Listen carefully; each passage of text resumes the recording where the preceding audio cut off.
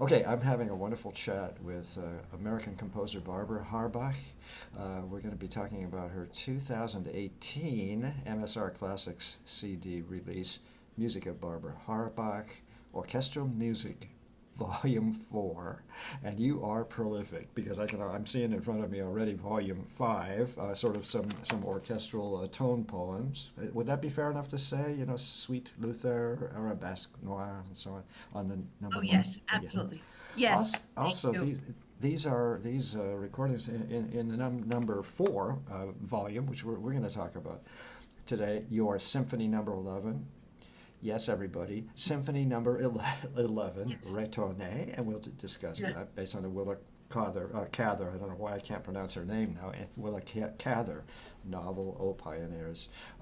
Very, very interesting that you should choose this kind of visual narrative to pursue in a symphony. And then Hypocrisy, which I found really intriguing as I started to do a little bit of research. It's an orchestral suite, and but why don't we start with Hypocrisy? Right. Because as I'm doing the intro, I'll tell everybody this is an orchestral suite for the 1915 silent film Hypocrites, that I had the pleasure of watching this morning. It's available on the internet, as is the whole world and universe. Really interesting silent film.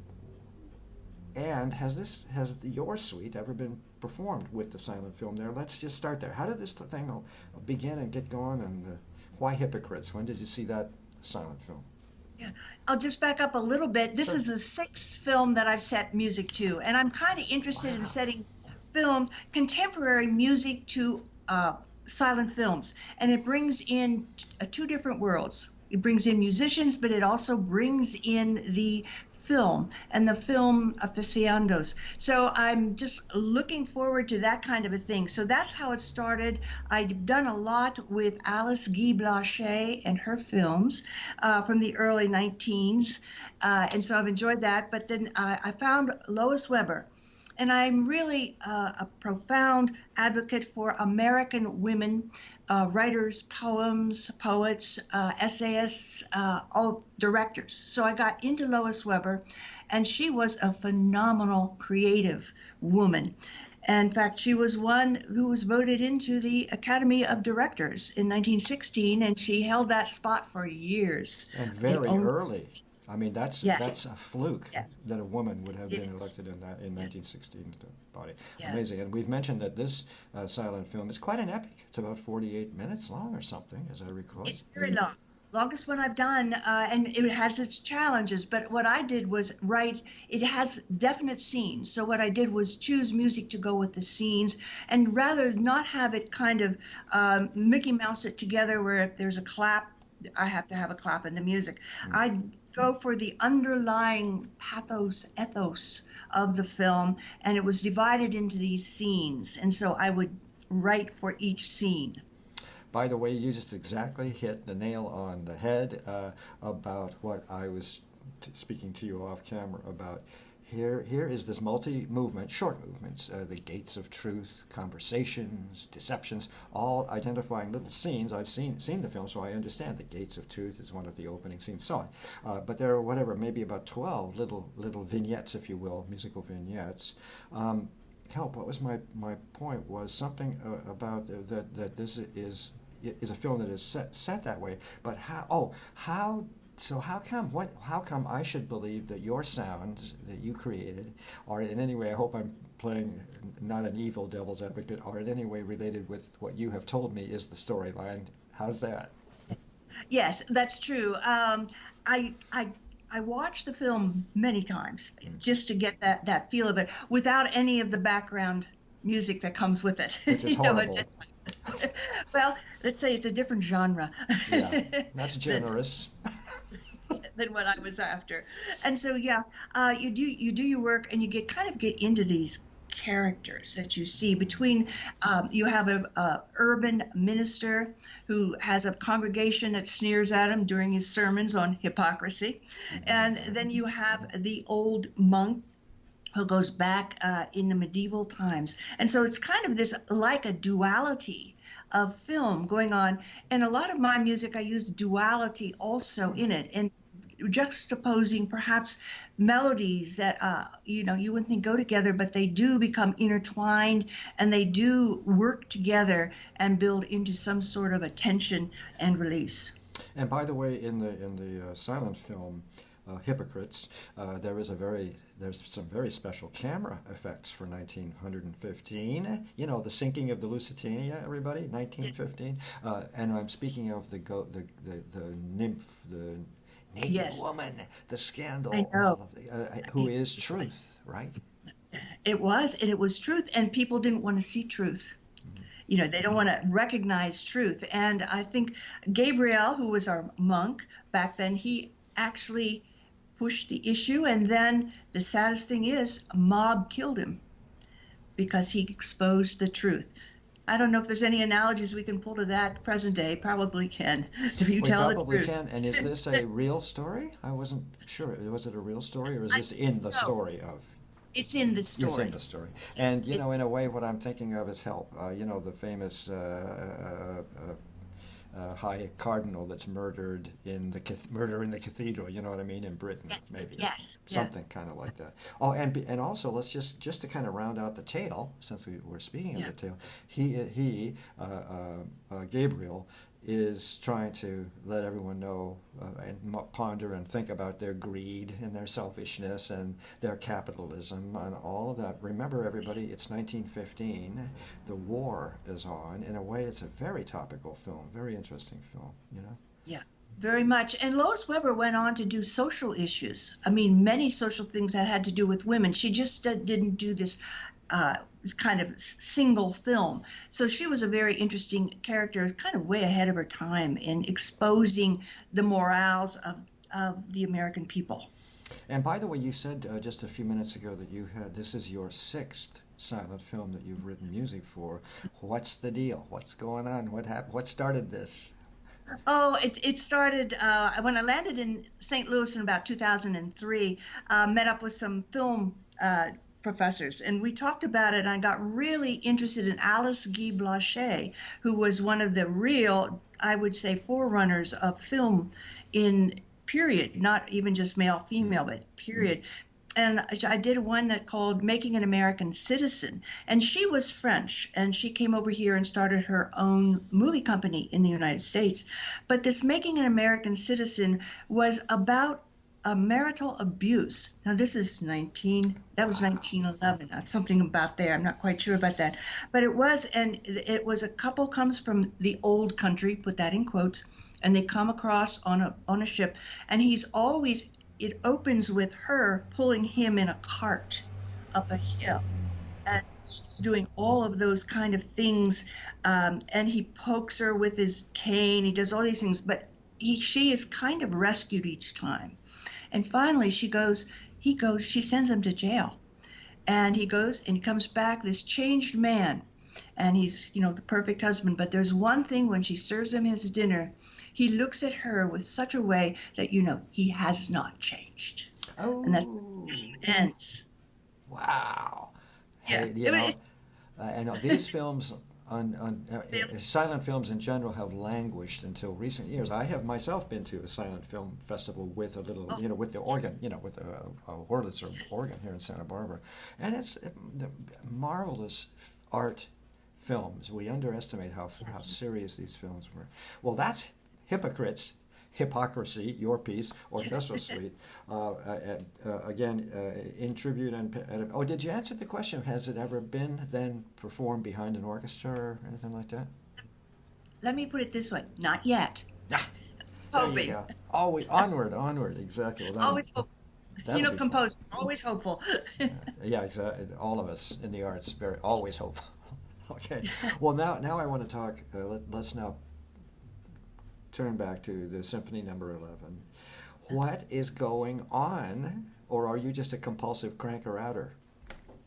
I'm sorry. Say that to me again. I missed it. Are I'm you a a compulsive.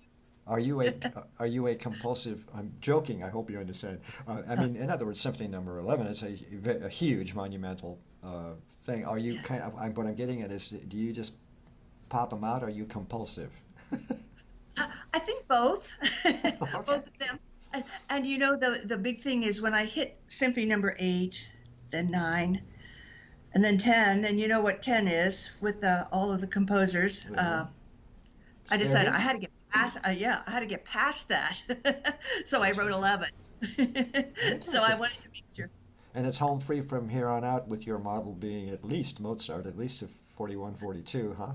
Or Haydn. Yeah, I feel Yeah, 103, I don't think I'll ever make it. no, too much TV and iPhone. Can't do it. That's Anyway, true. well, look, so we have the Symphony Number 11, and as people are understanding who are watching this again, your really, to me, fascinating interest in literature as the big connector to an artistic work, a symphony, this Retourne, again, based on Willa Cather's novel, O Pioneers. By the way, there's something about an opera? I'm a little confused. Oh yes, "O Pioneers." I did compose an opera on "O Pioneers," and so this was something in kind of taking a few of the melodies from the opera and writing new melodies as well, and to make a story in orchestral sound, to be a storyteller with the orchestra, and so to make sure that we like Maria. We feel sorry for Maria. We feel sorry for Emile. The husband we don't like very much because he does murder both of the lovers at the end, and Oh, so that's it's not not. pleasant. No wonder I never No, finished the novel. I don't. If you'd gotten there, you might have gone on. The art Get of on. so let me read the movements as you've titled them, and then maybe if we can, without getting too lost in the story, give me a little overview. But because again, we talked a little bit earlier, but Willa Cather. I mean, I know I must read her novels. It's just it's an obligation of all American citizens. Uh, and O Pioneers in particular, again, I kind of got, the first 80 pages in, I was never able to get much further, but about the Great Plains, the huge landscapes, all of that. That's what's so And all the description that Willa does. It's you can really feel her characters. You get to know them very well. You understand their motives, their motivations, and there's some interesting characters. The brothers of the Emile's sister. You can just tell that she knew men like that because they're funny. That she wrote it in kind of witty way. They were kind of buffoons, but she did it. So therefore, to try and wrap my mind around how composers write music that goes with literature, that you just Yeah. said something about funny, so I'm just trying to remember, is there a moment in these three movements that refers to that funny incident? I'm just trying to remember if there's a jolly. Can you help me out? Yes, yeah, it would probably be the last. I'll go backwards. The Sure. last movement, the third movement, is the they are two of the characters that were very much friends when they were children, and then he left, went to Alaska. He comes back, and they find each other in love, and this is basically after the death of her brother Emile, and so that is that love forever kind of a thing. So that's kind of my big noble feeling about love is wonderful the second time around kind of a thing there. So that was really good. That's good. But also, as you spoke and as I'm remembering vaguely a little bit about this novel, again, in my mind's eye, I see, it must be East of Eden or something, but you know what I mean? I'm seeing the rolling plains of wheat on the Oh great, yeah. all that's described. Now, so in other words, there again, to not belabor the issue, of course, you're thinking in each of these three movements about the subject matter that you mentioned so well in the program notes. And are there leitmotifs, have I pronounced that properly, that move through the whole symphony or anything like that for these characters? I would say slightly. There are a few that I do take through, and I think each composer has a few little ticks that Okay. no matter show up in their music, no matter what you do and try not to do. And so, yeah, I'd say that flavor shows through, especially when I find a theme that I really like, and I like to be able to write a theme that I can make into, let's just say, a simple theme that could be turned into a waltz. It could be turned into a Which are there? march. I mean, which is usually what composers do. Get this versatile theme, but always sounds different. So that's kind of what I try to do. Barbara, did I properly introduce you to the 80 zillion people out there? Do you remember? I've forgotten completely. Let's count. I don't think Yeah, so. back up. Okay, I don't so think so. all of you who have been wondering who this strange woman is that I'm speaking with, this American composer Barbara Harbach, curators, distinguished professor emerita of music at the University of Missouri St. Louis, editor since 2009 of the Women's Arts Quarterly Journal, but I guess in your recent retirement, you're now in the happy Southwest where the weather's a little better, isn't it? Much better. Love the weather. But so the Women's Arts Quarterly, I think we spoke before, kind of has gone into retirement because you were in. Okay, okay. But anyway, everybody gets the drift. You're very much an advocate for women writers, for women composers, so on. And it's about time we all got on board this thing. Women It's need. coming. Yeah. Oh, it is. Yeah, women need to be in charge of everything. The whole world would step. I'm serious. Okay, so let's see. Let me try and catch up on a couple questions here. How did I do? PhD. Let me see. Let's get that clear, so we know you're not just a vagabond. And of course, you've toured extensively as a concert organist and harpsichordist, and you have I got this right? Some kind of pedagogical expertise in something? What on harpsichord? Am I? Well, I play harpsichord. I've done a lot of recording on harpsichord and on organ. I studied with Helmut Bolsche in Frankfurt, Germany, and he was the last of the big pedagogues.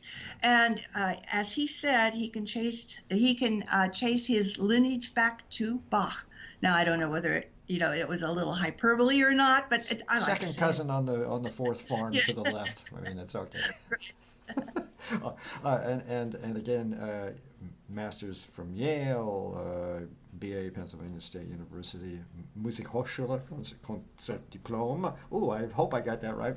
From Yes. Frankfurt, and then your DMA from the Eastman School of Music. Which I tell everybody I remember with horror because I had one of my worst auditions ever there once upon my youth. Anyway, have we covered it? We've covered. Now let me see if there are any last little questions. How are we doing? Oh, we got time that I've forgotten to ask you, and then you tell me what you really want to tell us all about if there's anything going on. Let's see. We talked about this idea of narrative, and in your case, I find it so interesting that you are really in minutely involved in narrative. This is something old pioneers to turn into a symphony. Let's see. It's and this idea of conflating story and music. That's what is always the mystery to me. I think we pretty much settled that discussion. What do you think? Anything last to say about that? No, just fascinating. I find words really inspire me. Often, sometimes, if the words are really moving to me, I'm writing it on the way to the piano. So when I sit down there it is. So yeah. Other times, though, melodies take weeks to come out. No, but sometimes words are very much an inspiration. Wow. In fact, I mean, what I'm hearing is you're not even looking for text to give to singers. It's just everything is a literary allusion or something like Yes. that. Okay. Yeah. Let's see. I've already asked you about symphonies 12, 13, 14, and so on. We'll wait patiently for those events to happen. Just a quick little aside. It's almost a dumb question, but I find it kind of fascinating. You have produced lots and lots of CDs of your music, Yes. and I understand legacy. Hmm. And I understand wanting to make sure while you're alive that those are the best performances you can manage of your work. Is there anything else? Anything? I'm just curious. I always ask this of composers. Yes. Um, I guess I've been very fortunate to have excellent colleagues during my career, and they've been willing to perform my music and record my music. So I've been very fortunate, and I was very fortunate to have the London Philharmonic record a lot of my orchestral works with David Yes. Angus, the conductor, and so very, very fortunate. And so, a CD doesn't happen with just one person. It sometimes takes clusters of people, talented, gifted artists, graphic designers, producers, publicists. I mean, it's amazing organism that has to be. Fundraisers. You know, Fundraiser. Oh, you doesn't pop got it. off a tree. Yes. No, it doesn't. And we do work at that all the time. Yeah. I think most of my life is grant writing, but we keep working at it. Yeah, exactly. Well, you've described it beautifully about the process, which is why I am always so thrilled to receive these CDs from so many. I mean, frankly, Barbara, I was not aware of your music. Frankly, I mean, and yet Yeah. you've produced tons of stuff. So you came on my radar, and now I know who you are and what you are. By the way, um, are you a melodist? Yes, definitely. Emphatically, she said that I was I was setting you Yes. up, of course. And is there anything after the dot dot dot? In other words, why? It's I a dumb guess question, and it isn't. no, but it's no. They're all great questions. Make me think, which is thought provoking, which is a good thing for me to have to think. I would say yes. Melodies are something. I kind of consider myself to be a neo-romantic. In fact, I've gotten some things that people have said. Well, she writes nice music. She was just born 100 years too late. So Yeah, it's so so lame. That is such a lame I thing know, for people I to know. say. And tonal music is it's always here, and it always will be here. And what is it? It's Stravinsky. There's more things can be said with a C major chord. Yeah, and by And the then, way, you are not alone. I yeah, have met many, many composers, and we're going back to lyricism, and that's just fine. Thank you very much. And yeah. I love all kinds of music, but Oh interesting. yeah, we all do. But it's funny. What people like to hear is a melody. Ultimately, They that's exactly right. they do I like it, think. whatever genre medium it's in. Yeah. So I was just I have a CD that just came out. My Orchestral Works 5 just Yeah. came out. Uh, I'm gonna put the JPEG of it up and so forth. Tell us about it. And I'm looking at it as we speak. Go ahead. Yeah, that was fun. It was fun. We did it, taped it in Blackheath in a cathedral in London. It's always such a thrill. I love Nice. London. So it was great. It was a great recording. And we did. It was. Let me see what was on that one. I can't remember. Sweet The Luther, Sweet Arabesque Luther. Noir, Early Yes. American Scandals. That's a very interesting and provocative title. Early American Oh, Scandals. yeah. It was, and I'm fascinated with the Civil War, the Revolutionary, and so those kind of early American scandals. I was taken a lot with masters of plantations who would take advantage of their slaves. And so, and sometimes the dynamics, and Thomas Jefferson and Sally Hemings being one of those most in the revolutionary times to do it. So that in early American scandals is sort of in that remembrance mode. And by the way, I listened to the recitative and aria, Yeah, which is the yeah, last piece yeah, on number 5 CD. Excuse me. Gorgeous. That's all I have to say. yeah. Well, thank you. And that again, I wrote about a man for this time. It was about Edwin Booth, the brother of John Wilkes Booth, and what happened with Edwin's. It was a horrible deed, and the family never really recovered from that, having that happened. And then Edwin Booth, his wife, he was only married 3 years, and his wife became very ill, and he was an alcoholic at the time, and so he never got the telegram saying she was dying, and so he didn't get home in time. So I mean, he had a tragic life. Never drank after that at Oh, all. interesting. So, Yeah, and it reminds so me of Herman recitative. Melville. And Edwin Booth was a Hamlet actor. Yeah, He was very a famous. Shakespeare. Yeah, very famous. So that was the recitative and aria. And There's did a little. you, do I hear, I'm just kind of trying to remember what I've been reading the past couple of days, but is there anything about an opera of yours that is based on that incident or that event? I did a musical called Booth, There you an go. American musical, and I did it, and it went away off Broadway, but it did go off Broadway.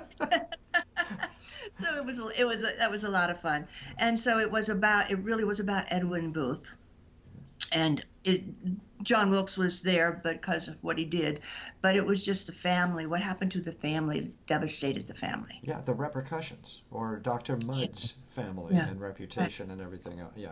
And by Oh, the way, yeah. we're still working that one out, the Civil War. Oh, yeah, we We're will still be. working it out. It's just, I can't believe, because I also am a nut, not about the battles and the uniforms, but about, to me, I'm really fascinated about the build up to 20 years, anyway, from the early 1840s to the Right. explosion, and then it really never settled down. Lincoln gets murdered, and so the peace is not able to be, and so on. Anyway, enough of this. Okay, let's go. I'm going to go back to the top of the page so we can make sure everybody's all very clear. Composer, Barbara Harbach. Am I pronouncing your name properly, or have I been mispronouncing? Absolutely. Oh, good. Yes. Okay, good. Leave it to me to ask at the very end of the interview. I'm having a great conversation about your 2018 MSR Classics CD release. All this good stuff's going to be up at performingartsreview.net. I will write a review of this CD. God help me, I'm so far behind, but be patient and we'll get that. But the main thing is to get the website up, get the interview up, because people browse that site. So it's been just a great pleasure, and I've had a chance to really get to the bottom of this Symphony Number 11 of yours. Very, very interesting, and the orchestral suite to Hypocrisy, Oh, to the 1915 sound. What fascinating silent film. Barbara? what I'd like to say is I want to thank you for all you do for all of us, the performers, all of the people who go to put together a CD, the composers.